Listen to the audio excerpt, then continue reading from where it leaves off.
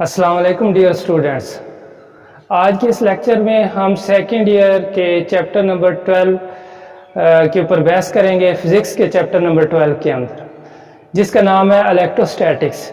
तो dear students, सबसे पहले हम जानने की कोशिश करते हैं कि इलेक्ट्रोस्टैटिक्स का मतलब क्या है। जी, electrostatics, electro mean charge and statics मैंने रेस्ट। तो study of electric charges at rest under the influence of electric forces is called electrostatics. ये डियर स्टूडेंट्स इलेक्ट्रोस्टैटिक्स की डेफिनेशन है कि यानी चार्जेस को स्टडी करना under the influence of electric forces at rest, इसको हम इलेक्ट्रोस्टैटिक्स कहते हैं। जी डियर स्टूडेंट्स, अब आप समझने की कोशिश करते हैं कि चार्ज कहते किसको हैं। जैसा कि आपने पढ़ा कि the study of charges is called electrostatics. तो चार्ज होता क्या है? Intrinsic property of fundamental particles of atom.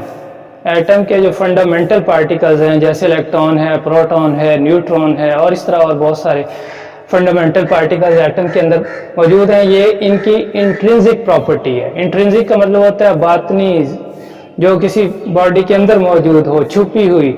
यानी कि ये चार्ज जो है ये किसी भी पार्टिकल के अंदर छुपी हुई एक प्रॉपर्टी है, जिसकी बुनियाद पर चार्जेस पार्टिकल्स एक दूसरे को रिपेल करते हैं या अट्रैक्ट करते हैं। तो उस प्रॉपर्टी को, जो कि इंट्रिंसिक प्रॉपर्टी है, किसी भी पार्टिकल के अंदर एक छुपी हुई खूबी या प्रॉपर्टी है, उसको हम चार्ज कहते हैं। और इन्हीं चार्जेस की बुनियाद पर पार्टिकल्स एक दूसरे को या अट्रैक्ट करते हैं या रिपेल करते हैं या एक दूसरे के ऊपर कोई फोर्स अप्लाई करते हैं। तो चार्जेस बुनियादी तौर पर दो किस्म के होते हैं। कुछ पॉजिटिव चार्जेस होते हैं जैसा कि प्रोटॉन, और कुछ नेगेटिव चार्जेस होते हैं जैसा कि इलेक्ट्रॉन।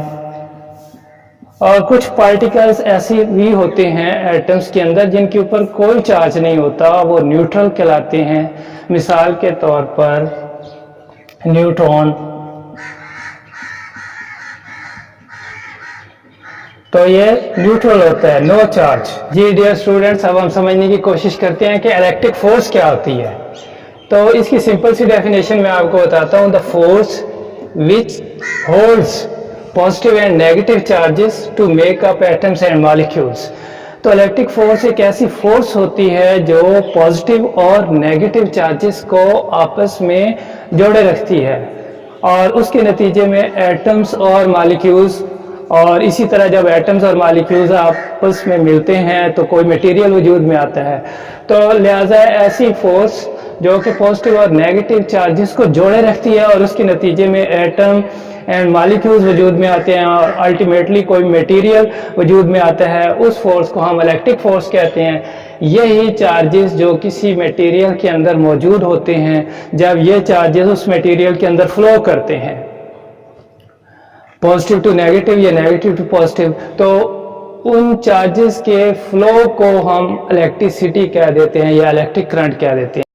जी डियर स्टूडेंट्स, इलेक्ट्रोस्टैटिक्स का एक बेसिक लॉ है कूलम्स लॉ। अब हम इसको समझने की कोशिश करते हैं। कूलम्स लॉ के अंदर हमें बताया जा रहा है कि फर्ज करें दो पॉइंट चार्जेस हैं, तो उनके दरमियान जो फोर्स है, फोर्स ऑफ अट्रैक्शन भी हो सकती है और फोर्स ऑफ रिपल्शन भी हो सकती है। फोर्स जो है वो डायरेक्टली प्रोपोर्शनल है इन दोनों के ऊपर मौजूद चार्जेस के प्रोडक्ट के, यानी force is directly proportional to Q1 and Q2। ये इसका पहला पार्ट है कि फोर्स जो है दोनों पॉइंट चार्जेस के ऊपर जो चार्ज मौजूद है उनके प्रोडक्ट के डायरेक्टली प्रोपोर्शनल है। इसका दूसरा हिस्सा है जो फोर्स दोनों चार्जेस के दरमियान है, उसका इन्हिसार इनके दरमियान जो डिस्टेंस है उसके ऊपर भी है। इनके दरमियान जो सेपरेशन है उस डिस्टेंस के स्क्वायर के इन्वर्सली प्रोपोर्शनल है फोर्स। जी, दोनों के दरमियान मौजूद डिस्टेंस के स्क्वायर के इन्वर्सली प्रोपोर्शनल है। इसको हम यूं लिखेंगे कि force is proportional to 1/r²। इसको आप 1 कह लें और इसको आप 2 کہہ لیں. اب دونوں کو کمبائن کر دیں تو یہاں سے آپ کے پاس آئے گا force is proportional to Q1 Q2 over R square. اب ہم اس پروپورشنالٹی کو ختم کر کے ایک کانسٹنٹ ٹرم K سے ملٹیپلائی کرتے ہیں. F is equal to K Q1 Q2 over R square. یہ ہے جی سمپلی کولم لا.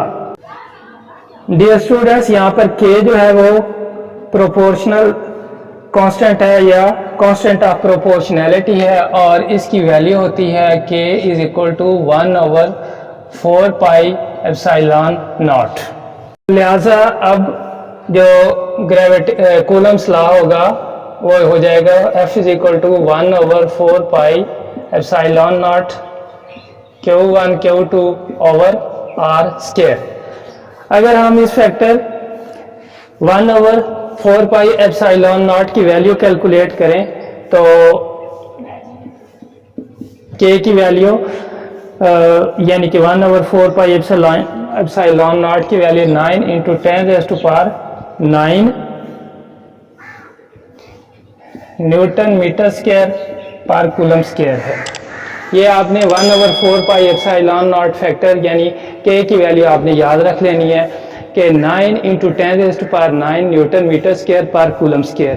اور یہاں پہ یہ جو epsilon naught ہے یہ کیا ہے permittivity of the vacuum. Permittivity of the vacuum یعنی کہ اگر دو چارجز فری اسپیس کے اندر پڑے ہوئے ہوں تو اس صورت میں یہ ویلیو ہوگی.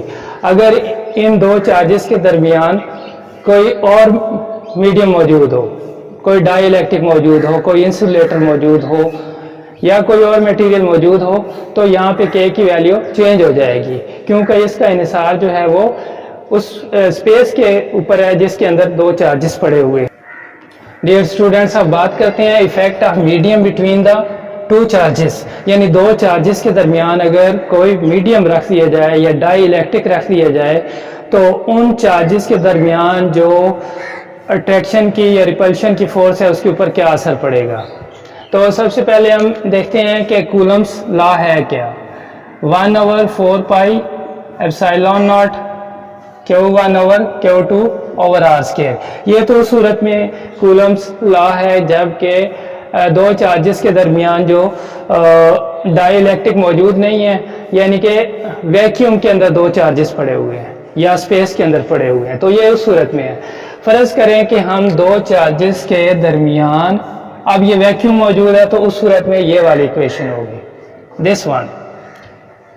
اگر اس کے درمیان ہم فرض کریں کوئی ڈائی الیکٹرک شیٹ رکھ دیتے ہیں, انسولیٹر شیٹ رکھ دیتے ہیں, کوئی پلاسٹک کی شیٹ رکھ دیتے ہیں تو اب کیا ہے کہ پرمیٹیوٹی یعنی کہ جو لائنز آف فورسز ہیں گزرنے میں رکاوٹ پیدا ہو جائے گی. تو اس کی ریشو اگر ایپسائلون آر ہو تو K کی ویلیو اب کیا چینج ہو جائے گی 1 over 4 pi epsilon naught ایپسائلون are. باقی Q1 Q2 باقی فارمولا سیم ہی ہے, صرف یہ انسولیٹر شیٹ رکھنے کی وجہ سے یہاں جو پرمیٹیوٹی کا فیکٹر تھا اس کے اندر تبدیلی آ جائے گی اور اس میں تبدیلی کتنی آئے گی 1 over epsilon naught R factor کے برابر آئے گی. تو 1 over epsilon naught R کو ہم کامن لے لیتے ہیں, باقی جو سارا فیکٹر ہے 1 over 4 pi epsilon naught Q1 Q2 over R square تو یہ ایز اٹ از لکھ لیتے ہیں. تو یہ دیکھیں یہ تو ساری کی ساری ویلیو جو ہے یہ کولم فورس کے برابر ہے. تو یہ کولم فورس آ گئی اور یہ 1 over epsilon R. یہ F ڈیش میں نے اس لیے لگایا ہے کہ یہ F main force Coulomb force when دا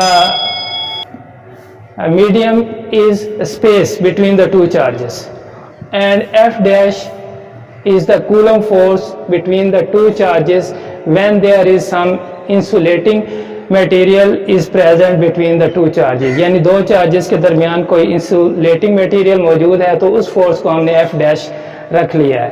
تو اب ہم اس کو جاننے کی کوشش کرتے ہیں کہ F dash is equal to 1 over epsilon naught R, باقی وہی ہے Coulomb force.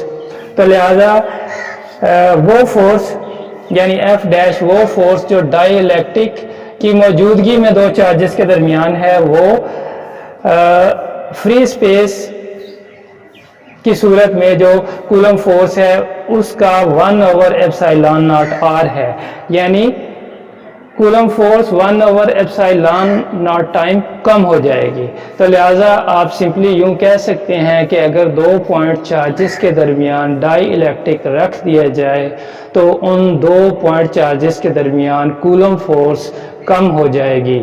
جی ڈیئر اسٹوڈنٹس، اب ہم بات کرتے ہیں ریلیٹو پرمیٹیوٹی کی.